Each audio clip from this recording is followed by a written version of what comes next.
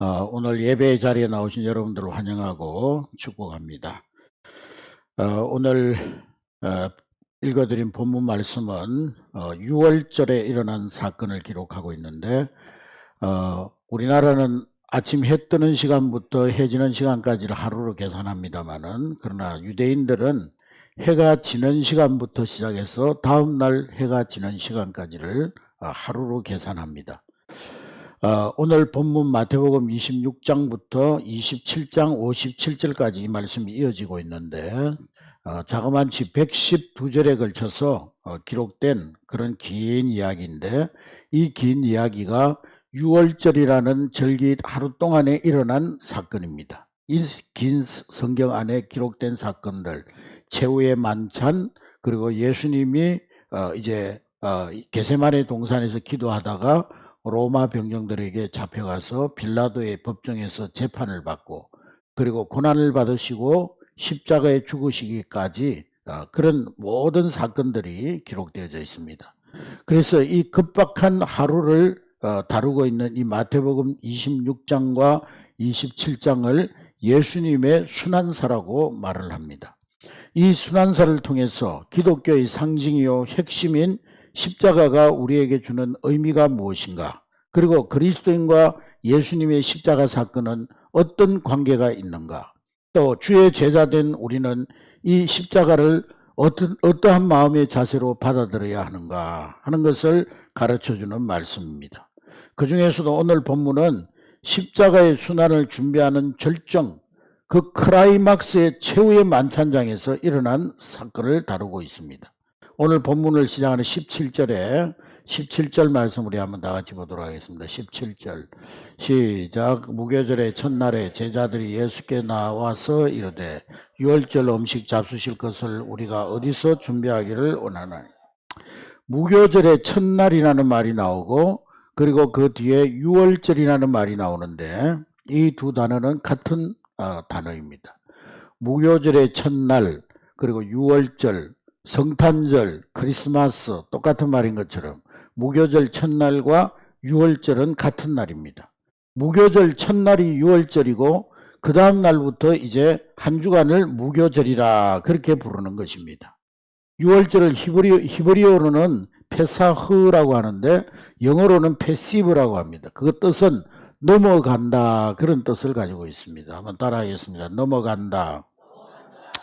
우리말의 6월절도 넘어갈 유, 넘어갈 월, 그래서 이 6월, 넘고 넘어간다, 그런 뜻을 가지고 있습니다.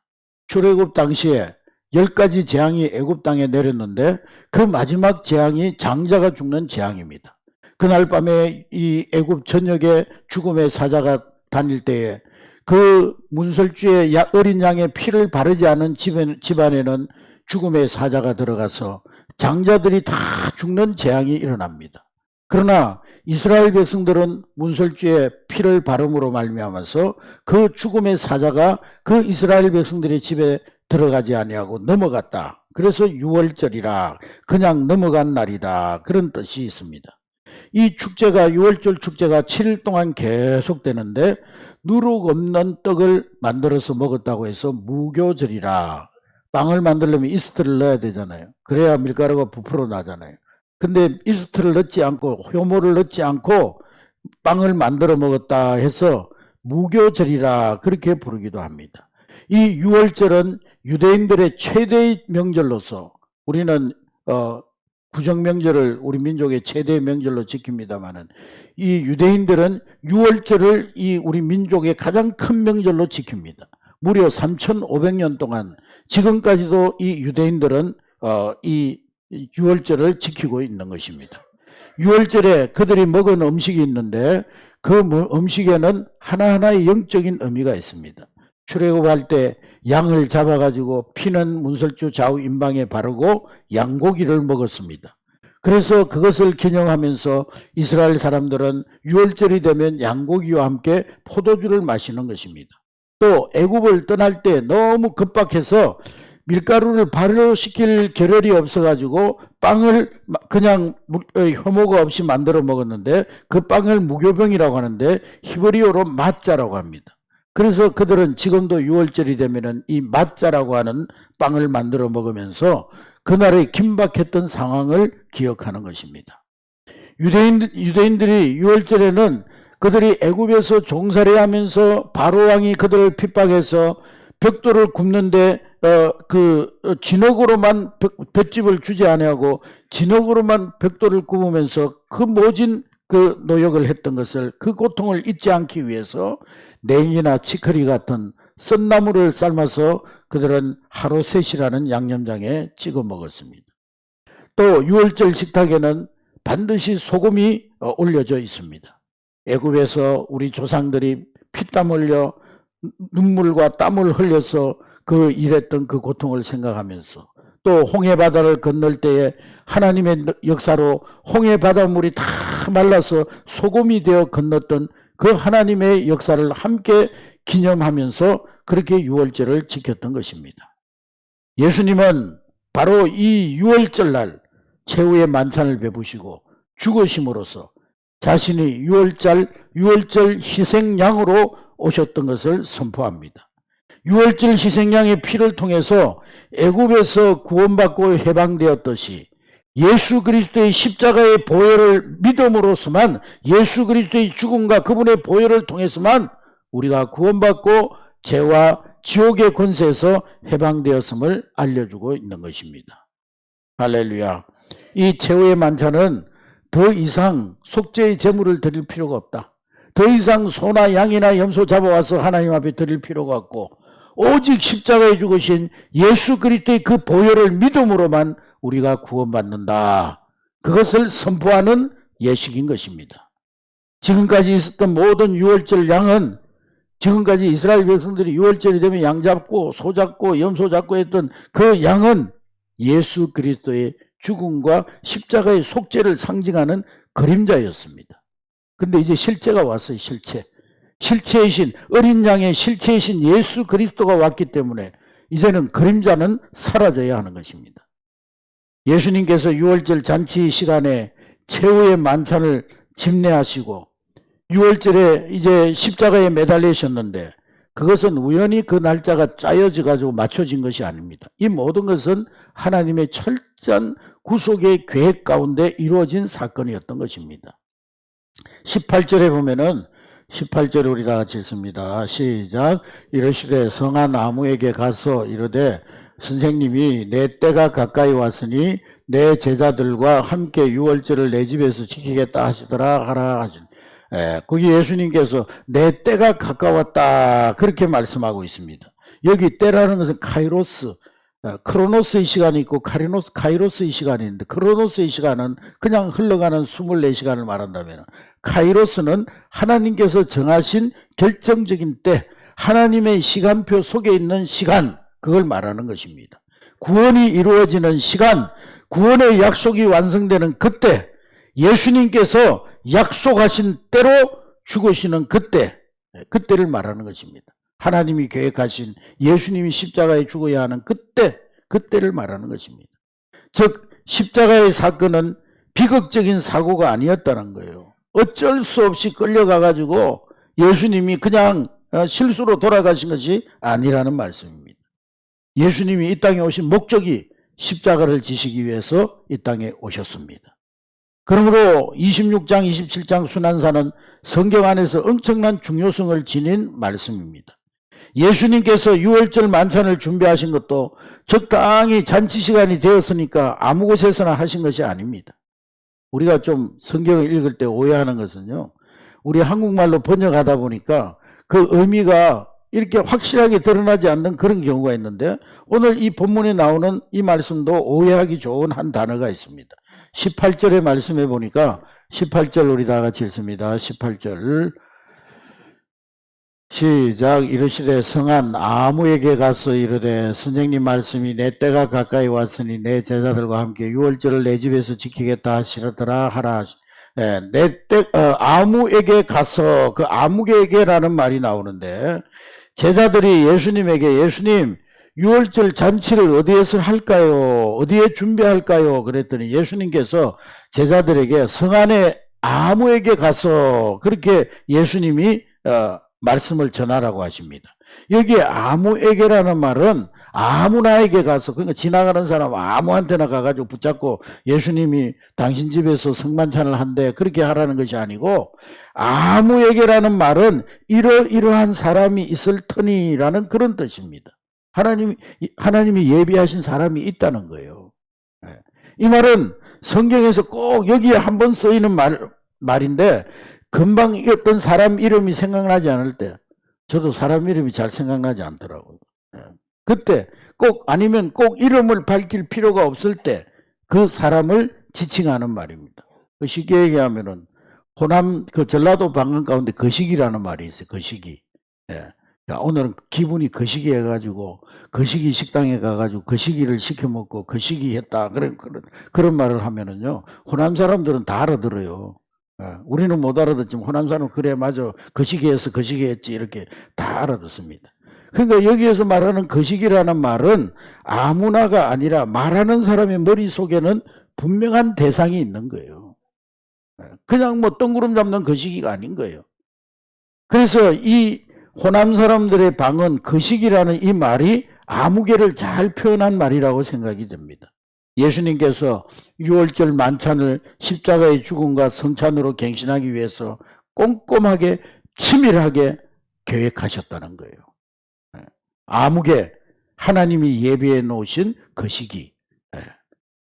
그 거시기 아무개를 마가복음과 누가복음에 보면은 아주 자세하게 기록을 하고 있는데요. 부연해서 설명을 하고 있는데, 물동이를 가지고 가는 사람, 즉 한 남자를 만나라 그렇게 기록하고 있어요. 그를 따라가서 그 집 주인에게 예수님의 나의 말을 전하라 그렇게 말하고 있습니다.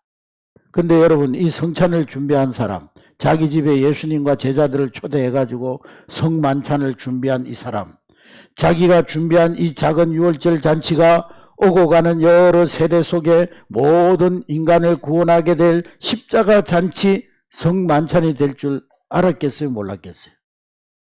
알았겠어요? 몰랐겠어요? 몰랐죠. 전혀 몰랐죠. 그러나 그는 성찬을 준비했고 그 집은 수천 년 동안 기념할 만한 그런 장소가 되어졌습니다. 구레네 시몬 억지로 그 십자가 지는 자리에 구경하러 나왔다가 억지로 십자가를 졌어요. 그런데 그 자기가 진 그 나무 토막 하나가 인류를 구원할 십자가 구원의 약속이 될 줄 알았겠어요? 몰랐겠어요? 몰랐죠. 여러분, 이와 같이 우리도 우리 자신도 모르는 사이에 꿈도 꿀 수 없는 엄청난 하나님 나라의 도구로 사용되어 줄 수 있다는 거예요. 우리의 조그만한 헌신, 우리가 하나님 앞에 드리는 작은 헌신, 우리가 하나님 앞에 드리는 작은 시간, 우리가 하나님 앞에 드리는 작은 물질, 우리가 하나님 앞에 드리는 작은 열정이 하나님 나라의 귀한 사역이 되고 도구가 될 수 있다는 겁니다. 할렐루야. 우리의 사랑과 정성과 헌신으로 지어지는 그 사역들이 얼마나 엄청난 역사를 감당할지 모른다는 거예요. 오늘 예수님께서 유월절을 내 집에서 지키겠다 하라. 오늘 여러분들도 이런 주님의 음성을 들을 수 있는 복된 사람들이 되시기를 주의 이름으로 축복합니다. 그래서 여러분들의 집이 이처럼 영광스러운 처소가 될 수 있기를 주의 이름으로 축복합니다. 또 여러분들의 삶이 바로 이러한 삶이 될 수 있기를 주의 이름으로 축복합니다. 주의 몸이 나눠지고 주의 보혈이 흐르는 그런 장소가 될 수 있기를 주의 이름으로 축복합니다. 만일에 이 아무개라는 사람이요, 이 사실을 미리 알고 했더라면 얼마나 기뻐했었겠습니까? 할렐루야. 예수님께서 내 집을 이렇게 인류 구원의 도구로 사용하시는구나. 얼마나 기뻐했겠습니까? 최후의 만찬, 이 영광스러운 자리에 아무개라는 사람, 쓰임받았던 아무개가 있는가 하면은 영원히 버림받고 폐기 처분된 인물이 나옵니다. 그 사람은 누구냐? 가룟 유다.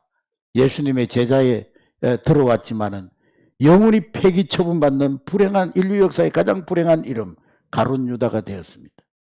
예수님은 자기 자신의 그 십자가 죽음과 관련해 가지고 여러 차례 말씀하셨어요. 내가 은30에 넘겨지게 될 것이다. 로마 병정들에게 팔려지게 될 것이다. 그리고 나는 십자가를 지게 될 것이다. 여러 차례 말씀하셨는데, 그런데 그 예수님을 은30에 로마 병정에 넘겨줄 자가 12제자 가운데 한 사람이라는 거예요. 그때 제자들이 얼마나 놀랬겠어요. 예수님 말씀을 듣고. 너희 중에 한 사람이 나를 팔게 될 것이다. 22절에 보면은 제자들이요, 그 예수님의 말씀을 듣고 몹시 근심했다 그랬어요.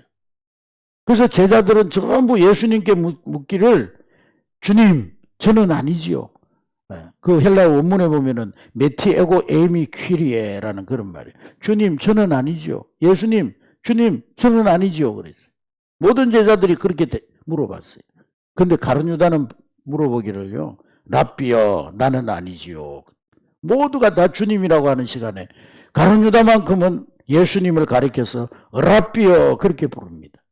제자들은 예수님을 랍비라고 부르지 않았습니다. 마태복음에 흔히 불신자들이 예수님을 부를 때 랍비여 그렇게 불렀다고 기록이 되어 있습니다. 가룟 유다가 예수를 랍비라고 불렀다는 기록이 이 마태복음에만 나오고 있어요. 그러니까 마태가 볼 때 이 가룟 유다는 처음부터 예수를 믿지 않았다는 거예요. 처음부터. 처음부터 그는 신자도 아니었고 제자도 아니었다는 거예요. 우리 교단마다 한번 예수를 믿고 영접한 후에 타락할 수 있느냐 없느냐 거기에 대한 논쟁이 있습니다. 우리 장로교단 같은 경우는 하나님이 택한 백성은 한번 예수 믿고 구원받으면 절대로 배역하지 않는다 그렇게 가르치면은, 우리 또 자유의지를 강조하는 성결교단 같은 경우에는 믿고 구원받은 자라도 예수를 부인하고 타락할 수 있다 그렇게 논쟁이 붙어 있습니다만은, 그게 중요한 것이 아니고요. 사실 예수를 주로 진정으로 고백하고 정말 예수 그리스도를 나의 주님으로 고백한 사람은 타락할 수가 없죠. 근데 사실 예수를 주로 고백하고도 타락한 사람은 어떤 의미에서 그의 신앙 고백이 처음부터 진실한 고백이 아니었을지도 모르는 거예요. 가룟 유다가 어떻게 예수님의 제자가 됐습니까? 처음부터 그는 예수님 앞에 정말 순수한 동기를 가지고 예수님 따랐던 것이 아니라 자기의 불순한 정치적인 목적을 가지고 불순한 동기를 숨기고 예수님을 따라다녔던 것이죠. 이 가룟 유다는 제로 땅 출신이잖아요. 우리나라로 말하면 독립운동가 출신이잖아요. 예수님이 메시아로 오셨다 그러니까 예수님이 어떤 정치적인 혁명을 일으켜가지고 로마 정부를 전복시키고 자기 나라 유대 나라를 해방시켜 주실 것이다. 그런 기대감을 가지고 이 가룟 유다는 예수를 따랐던 것이지 예수를 믿었던 것이 아니라는 거예요.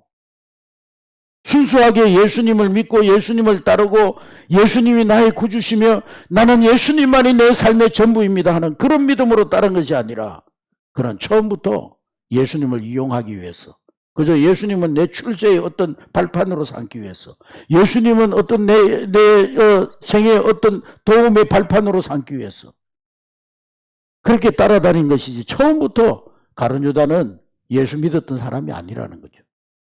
여러분, 예수님은 가룟 유다에게 회개의 기회를 주기 위해서 여러 번 암시했어요. 여러 번 기회를 줬지만은 가룟 유다는 끝까지 회개하지 않습니다. 오늘 우리도 말씀 듣다가 그럴 때가 있어요. 이 말씀은 나에게 주시는 말씀이구나. 내가 바로 그런 사람이구나. 내가 바로 그런 삶을 살아왔구나. 그렇게 이 말씀은 내가 듣고 회개해야 될 말씀이구나 하고 깨달아야 할 기회의 시간에 깨닫지 못하고 돌이키지 아니하면 가룟 유다의 길을 가게 되는 거예요. 저 말씀은 나하고 상관이 없어. 그래서 말씀을 듣고도 깨닫지 못하는 사람을 성경이 뭐라고 말씀하고 있습니까? 멸망할 짐승과 같다고 그랬어요. 말씀 듣고도 깨닫지 못하고 회개하지 못하면 멸망받을 짐승과 같다고 그랬어요. 여러분, 깨닫는 것이 은혜입니다. 말씀 듣고 깨닫는 것이 은혜예요.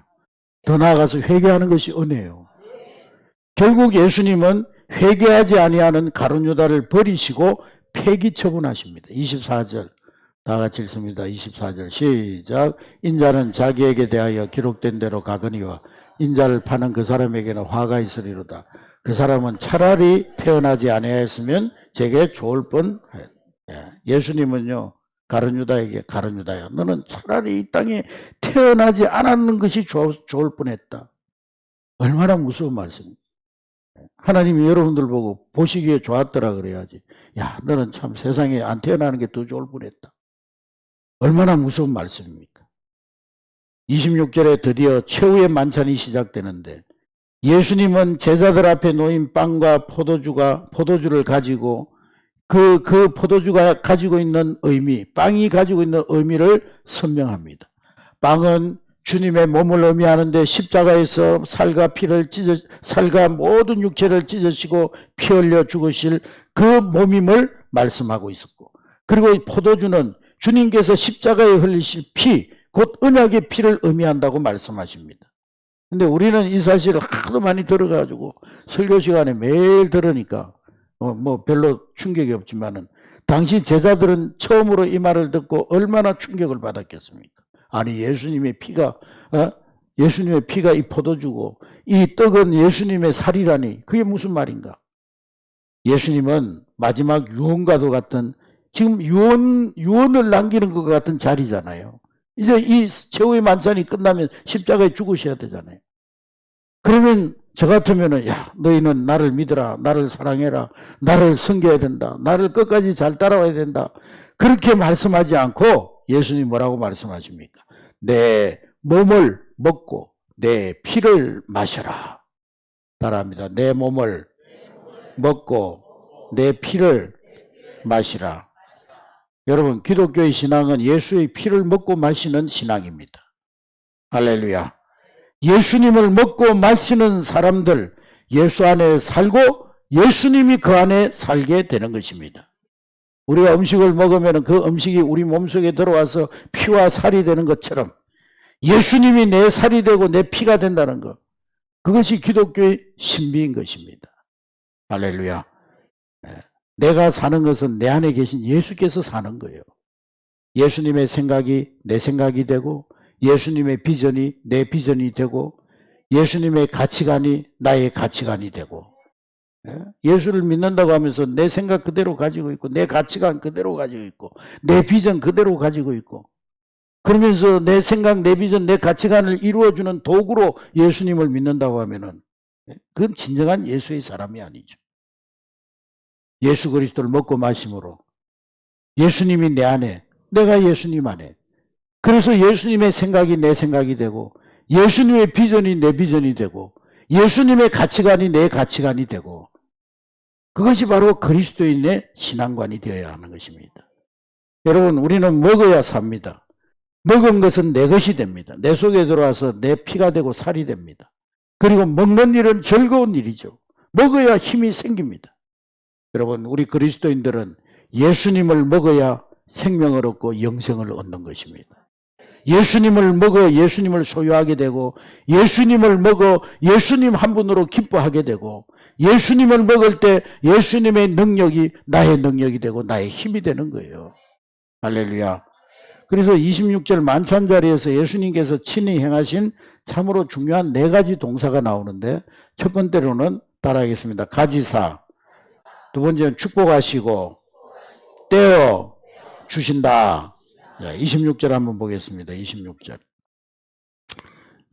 시작. 그들이 먹을 때 예수께서 떡을 가지사 축복하시고 떼어 제자들에게 주시며 이르시되 받아서 먹으라, 이것은 내 몸이니라 하시고, 가지사 take, 축복하시고 bless, 떼어 break, 그리고 주신다 give.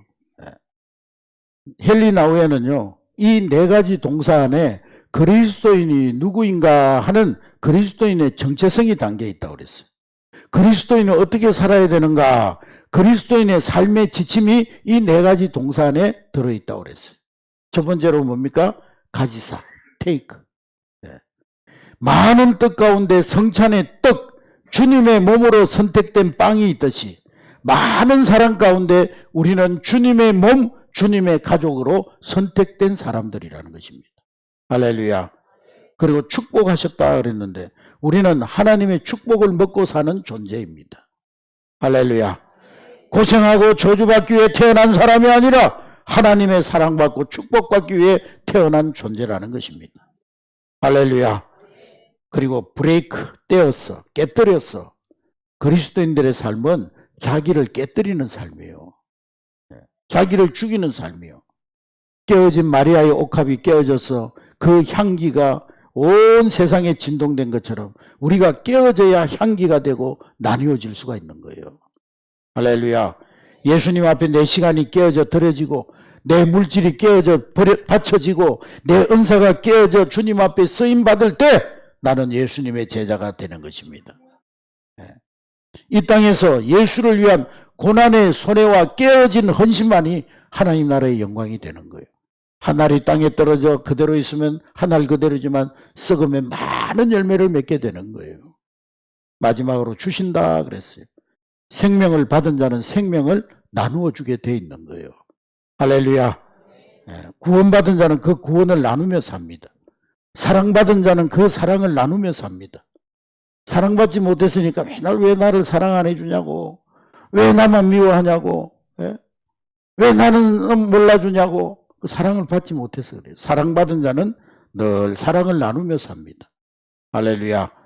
성찬의 마지막 목적은 나도 이웃에게 내 몸과 피를 나누어 주는 것이 성찬의 목적인 것입니다.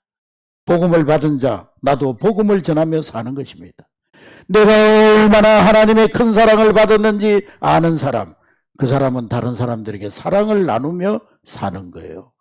내가 받은 게 없으니까 내가 나눌 게 없는 거지. 받은 게 없는 게 아니라 내가 받은 줄 깨닫지 못하니까 나누지 못하는 거예요.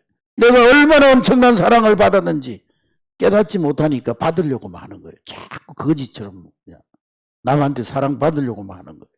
얼마나 큰 사랑 받았는지 아는 사람은 사랑을 베풀며 사는 거예요. 나누며 사는 거예요. 할렐루야. 예수님의 몸과 피를 먹고 마시는 기독교 성례전은 참 신비한 것입니다. 그래서 성례전이라는 말의 라틴어 세크라멘툼이라는 말의 뜻은 하늘나라의 신비다 하는 그런 뜻이 있어요. 하늘나라의 신비. 따라했습니다. 하늘나라의 신비. 우리 인간의 이성을 뛰어넘는 하나님 나라의 비밀이 이 성찬 안에 담겨져 있다는 거예요.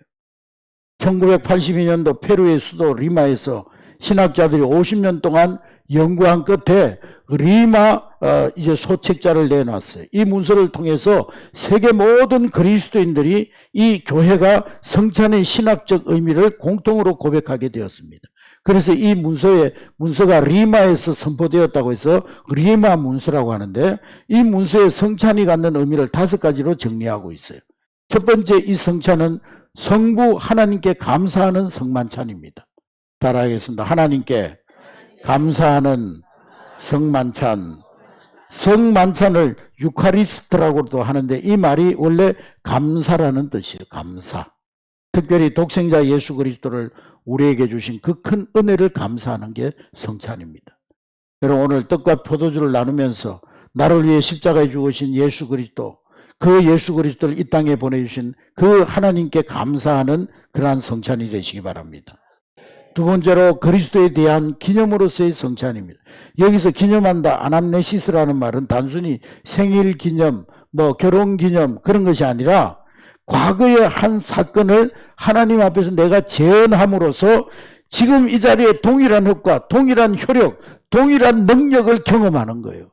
과거의 사건이 오늘 현재 나의 사건이 되는 거예요. 아멘.